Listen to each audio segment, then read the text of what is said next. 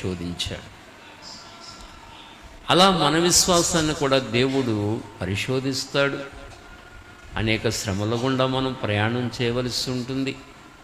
అనేక పరిస్థితుల గుండా మనం నడవలసి ఉంటుంది. ఎలాంటి పరిస్థితులు మన జీవితాల్లో ఎదురైనప్పటికీ కూడా విశ్వాసంలో మనం స్థిరులంగానే ఉండాలి. కదలకూడదు, అసలు ఏమాత్రం కదలకూడదు. అపోస్తలుడైన పౌలు చెప్తాడు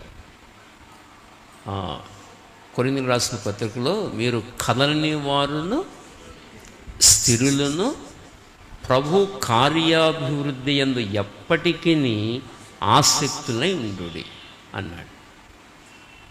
కదలని వారును స్థిరులను, అసలు మనం కదిలిపోకూడదు. ఇక